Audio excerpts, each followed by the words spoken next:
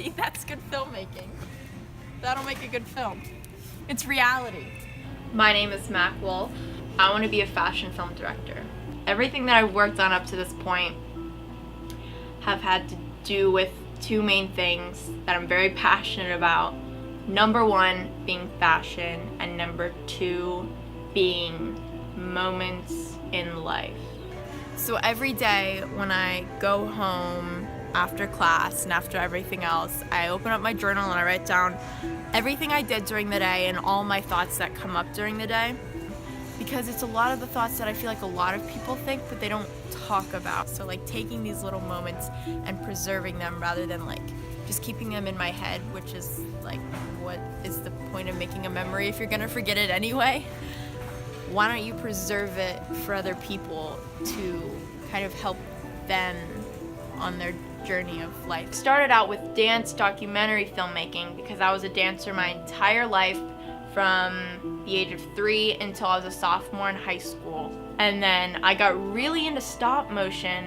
My mom gave me this old pink camera and I would take pictures of every little movement, and then I would have my mom upload them, and there would be like 3,000 photos, and then I would get in trouble, but I would edit them together on Windows Movie Maker. It was like the best thing ever to see my Barbies like come to life and do whatever I wanted them to do, and it was just the first taste that I got of being able to create something directly from what I was thinking. And I started to bring my camera into class. So the next year, my dance teacher asked me to make a documentary documenting the entire year for all dance companies. So I edited that together. That took me, I think, probably 3 weeks of every day, the beginning of summer, me editing it. And it was like the best 3 weeks I'd had. And that is when I knew, like, I vividly remember that night. These little girls got to see themselves on screen.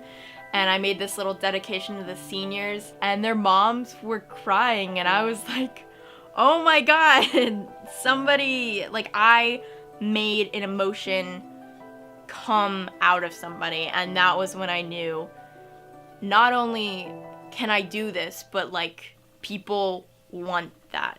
When I saw Moonrise Kingdom my freshman year of high school, I saw that, and the way that he used the production design and the art direction and the wardrobe to craft his style and his story, I was like, that's what I want to model my life after. That's what I want to model my filmmaking after. Daisies from 1966.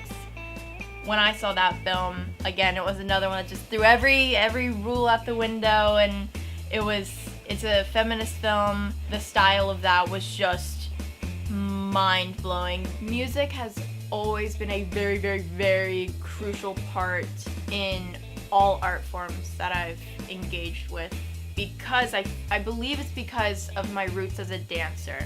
So I've always listened to music and saw things, and then as I started to transfer that into my filmmaking, it's, oh, I can hear this song, and rather than make it this interpretive art form, I can literally put on the screen what I'm seeing in my head, and it kind of enhances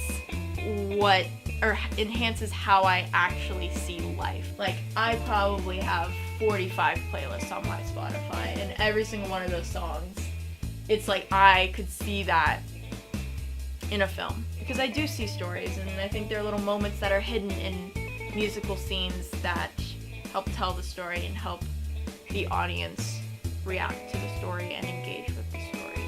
It's basically constant art, which is why my room is so weird most of the time. Like, I like to keep it very colorful in here because I love to paint, I love to draw, and basically all around my room I didn't want to pay for posters, so I just painted them because that's cheaper, I think. I love to read about what's going on in the world. I like to learn things. Andrea Arnold is like my hero. All of her films are pretty much the epitome of, and the spirit animals of what I want to make. It's just like, I never run out of things to do because there's so much that I don't know. Favorite music and movies, some of them. Favorite album of all time, In Rainbows by Radiohead. Moving forward, I want to do more costume work.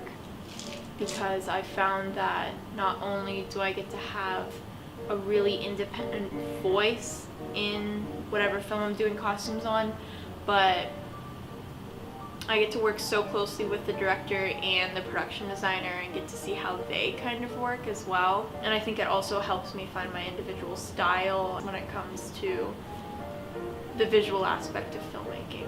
I think I'm not ready to be a director until I know what my voice is, and I'm not quite there yet. So I don't think that I am currently in the position to be a director, working my way up, and then eventually, hopefully, going up north to New York, which is where New York Fashion Film Festival is, which is like the hub of fashion film right now.